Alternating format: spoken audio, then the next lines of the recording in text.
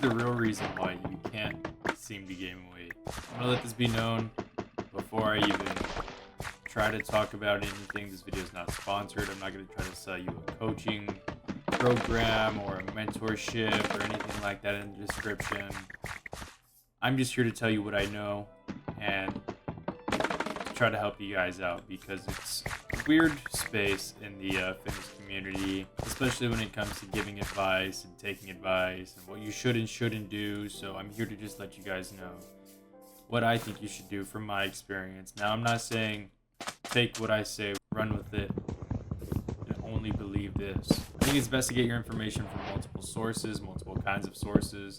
You shouldn't just trust some random guy on YouTube that you watch one time. That being said, this is why you can't gain weight. I want to start off with this first point. You are not special. I hear it all the time. I used to be one of those guys. I just can't seem to gain weight, you know, like I eat a lot, but I think I guess I'm just like different. Like I don't know what to say. I got a fast metabolism.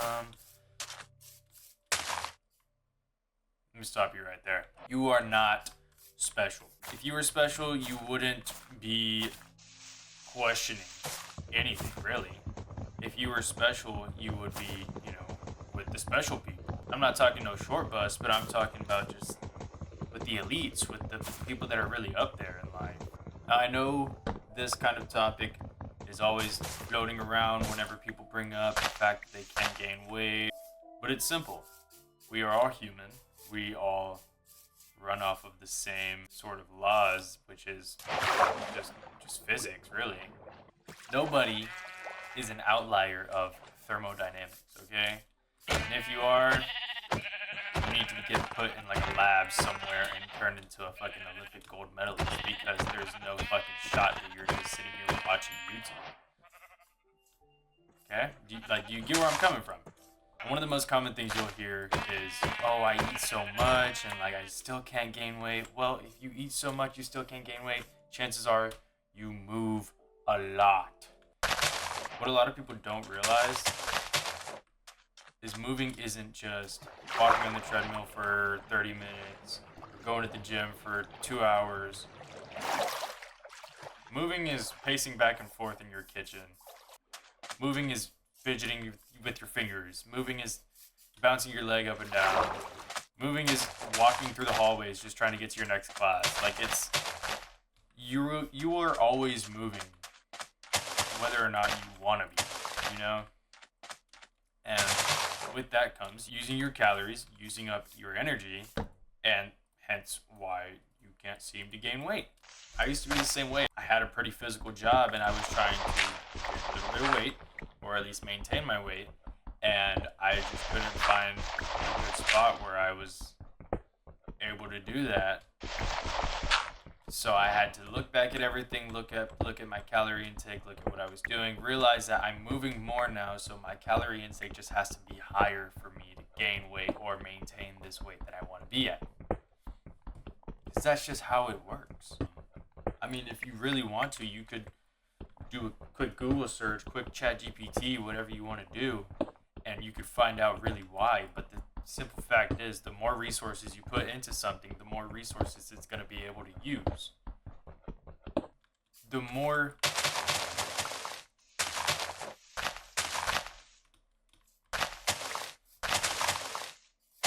let's say I have 2 cows. 2 cows, one wheat, boom. Now they make a baby. 3 cows, right? Following? So now I have 3 cows. Every time I go to feed the cows, I need at least 1 piece of wheat for each cow, so that's 3 pieces of wheat, right? Now let's say one day I feed the cows, they decide to breed again. Now that's 4. But if I only have 3 pieces of wheat, I'm only going to be able to feed those 3 cows, instead of that 4th one that's just going to starve for a little bit until I can get that other piece of wheat. You have those 4 cows and you have 4 pieces of wheat, but you also have an extra 6 pieces of wheat. Okay, so you have 10 pieces of wheat total. 4 are going to go to the cows. And you have 6 left over. You can make 2 slices of bread to eat. Those 2 slices of bread represent those calories that you're going to have after going above your maintenance that your body's going to use to eat. In the simplest English, your body eats up the calories because that's what it does. That's your body. Maybe half a piece of bread is going to go to your muscles. Maybe the other half piece of bread is going to go to your brain. Maybe another half piece of bread is going to go to your fat storage. And the other half piece of bread might even just go towards what is now your maintenance, because whenever you eat more, you're going to want to move more. Naturally, your body has more energy. You're going to be able to do a little bit more, right? Let's get some sleep going. Moral of the story is, if you want to grow, you got to eat. You got to stop bullshitting yourself, really. I see a lot of people just pretending like they're eating a lot when in reality they're maybe eating 500-600 below their maintenance every single day, and they wonder why they can't seem to gain weight. That's why. Now you know you have to eat more, but you're like, I'm gonna feel bloated. I'm gonna get so full so fast. There's no way I have enough time to eat all this. This much food available, it all comes down to knowing which foods to eat. This goes with any form of dieting, maintaining, gaining, losing. It all just depends on your food. You can change your training up depending on if you're dieting or bulking or whatever you want to call it. But the main thing that's going to decipher whether or not you're gaining weight or losing weight, the main thing that's going to change the scale is what you eat. To sum it up, you want to eat more calorie-dense food, bread, butter. Whenever I was wanting to gain weight, I ate a lot of pistachios because they're full of fats, but it's good fats and it's good nutrients for your body. So I fuck with pistachios. Any kind of nut, really. Hold on. Any kind of nut really is just gonna fill you up a lot more. Anyways, potatoes. You can do so much with potatoes. You can make fries. You can make little potato chips in the air fryer. You can have sweet potatoes. You can have regular potatoes. You can switch it up. Do a baked potato. There's so many different things you can do with fucking potatoes. It's actually insane. Instead of getting 97.3 ground beef, get 85-15, 80-20, 90-10 even. It doesn't have to be such a drastic change where you're like, oh my god, I'm such a fucking fat chud. It just has to be enough of a change where you're like, okay, the scale's going up as much as you want it to go up on average per week. Let's keep it reasonable. Let's say you want to gain half a pound per week while bulking. That doesn't mean, let me weigh myself every day. Okay, I'm up half a pound. Let me increase my calories now. No. What it means is you weigh yourself every day, and at the end of the week, if on average you're around 0.5 pounds heavier than you were at the beginning of the week, you did something correctly. What a lot of people fail to realize is you don't need to gain fucking 8 pounds in a week. Now, whenever you first start off, let's say you're in a calorie deficit, right? Let's say you've been cutting for maybe 10 weeks, 12 weeks, and you've been really locked in. You've been really going hard at that, and then out of nowhere you decide, okay, I'm gonna bulk. Now, instead of eating, let's say 2,600 calories every day, I'm going to eat 3,600 calories every day. You will see a pretty instant change in your body weight one morning to the next. Shit, in this case, you honestly might even lose weight at the beginning of that, because sometimes your body needs a little bit more resources to be reminded that it can let go of some of the resources it's holding on to. But by the end of that week, if you stay in that 1,000 calorie surplus, you're going to gain a few pounds, and it's not going to be of lean mass or any sort of mass that really matters. It's mainly going to be glycogen storage and water, and that's about it. Now, is this a bad thing? Not really. It's just there's no real reason to do that kind of thing. So what you want to do is you want to make sure a pound of body weight is about 3,500 calories, 3,500 calories, somewhere around there. And let's say you want to gain half of that in a week. A pound is 34, to make it easy. So if you want to gain a half a pound a week, then you're going to have to be eating in a total 1,700 calorie surplus. Okay, so that doesn't mean plus 1,700 to every single day. That means plus 1,700 divided by the 7 days out of the week. In theory, that should be anywhere from 200 to 300 calories surplus per day. The only thing about doing something like that where you're gaining or losing half a pound of body weight is like the changes don't come very fast. I will say they do go faster for bulking than they are going to go for cutting, but it takes time. It takes patience. Going back to the whole food thing, you can't just, go to Chick-fil-A, eat 8 chicken strips, and order a mac and cheese every single day.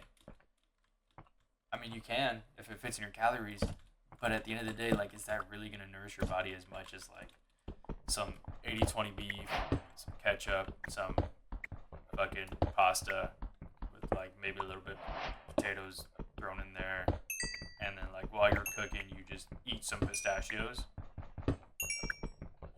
Like, that's probably going to end up being the same amount of calories, but a little bit more nutrients because you're not eating some crazy processed stuff. Like, it's not complicated, but it is a little bit, time consuming. People automatically will get deterred because it is time consuming. That's fine. But you're not gonna, because you're an outlier, right? Now, one big thing that people like to not ignore, but just forget to take into consideration, you have to track your activities. You thought I was going to say calories. That's in a second. Tracking your activities means, like, just wearing an Apple Watch. Now, that's not that easy. It's a lot easier to not wear one, like, not everybody has a good $200-300 to spend on an Apple Watch or even a Garmin or that Aura ring. Not everybody has that money just laying around. Some people are even, like, at the point in their life where they're not even going to go and get a job, but they're still considering fitness and all this stuff, which is fine. But what a lot of people in the fitness industry don't realize, some people don't have the ability to just go out and fucking buy whatever. You got to be able to track your activities in a way that you can adjust it. Now, let's say you go on a walk 4 times a day and 3 of those times are with your dog, right? What you can do is take out that extra walk that you're doing just for yourself. While it might give you some clarity of mind and stuff like that, it is just using up the calories that should be being used to help you be in a surplus. Now, those other 3 walks, you kind of need to do that. That's for your dog, right? So, let's say you take out the walk, you take out that extra walk, you're still doing the 3 with your dog because he needs to. You still can't gain weight, then what? Okay, well, just chill out some more, like maybe even start a show. Sit on the couch, be a chud. There's a reason that some of the laziest people are fat, unfortunately. It's because they don't move as much as some people do. I guarantee you, if you moved as much as somebody that weighs, double your body weight. I'm not even gonna go for like 400 pounders, 'cause that's just low-hanging fruit. But if you just moved as much as somebody that weighs double your body weight, I guarantee you will be moving less. It just takes more energy to move whenever you weigh more. And it's not like, oh my god, you fucking fat chud, fuck you. It's gonna take a lot more work to lift a 80-pound leg versus a fucking 40-pound leg, That's how shit works. Let's say usually, you like to hop on the phone and pace around the kitchen, talk to your mom, talk to whoever, and you're always swinging around. Just sit down, just sit down, just chill out. It's not gonna kill you. You can still probably fidget your leg, bounce your leg or something. That's fine. That's natural. All this stuff is natural. I'm just telling you what you might be able to eliminate in these cases, right? And those are just some simple, easy ways that you'll be able to just cut out these random things that are eating into your calories, right? And ultimately make it a little bit easier for you to be in a caloric surplus. And the last thing, of course, if you don't know what I'm about to talk about, then you are truly in the right spot. Because this is for beginners, and if you don't know what I'm about to say, you are a beginner, my friend. And that's tracking your calories. Simple as that. I, like many people, use just whatever app that I like. Track my calories. I track my scale. Make sure what I enter into my calorie tracker is reflecting what I want to do with my body. And if it isn't, then I adjust. That little app isn't going to know every single thing about you. You know every single thing you do. You know every single thing you don't do. Adjust it accordingly. I personally use macros first because I like to scan the barcode, but you don't need to use anything special. Macros first is free. You can scan the barcode. You can just press the little plus sign and add it. This isn't sponsored. As I said in the beginning of the video, I have maybe 20 subscribers. Nobody's going to want to sponsor me, dog. And if I ever do get sponsored, I'll disclose it. I'll make sure that it isn't some like AI calorie tracking app. That's another thing. Do not fucking use those. Taking a picture of your food is not going to be able to track how much calories is in it. You know, you can try to guess, but I guarantee you, weighing it out, this is 157 grams of ground beef, right? If you take a picture of that and it says like 120, at that moment it doesn't seem like that big of an issue. It doesn't seem like that big of a difference. But whenever you're trying to like, what's it called? Fuck. But whenever you're trying to control all of these variables, that is a variable that you are able to control. But because you're using this AI calorie tracking app, you're leaving it out of your control, which just puts you even further behind than you were before. Let's say you've done all this, you're ready to track your macros, you're tracking your activities, you're about to eat everything that you need to be eating, you're done with the bullshit, all right, I'm ready. But what else can I get to help me out? You know, like what are some vitamins, what are some things that I need to make sure that I'm really getting the best bang out of my bucks? All that will be covered in this video that you see on the screen right there. And if you guys enjoyed this one, leave a like. If you're interested in that next one, go ahead. See you guys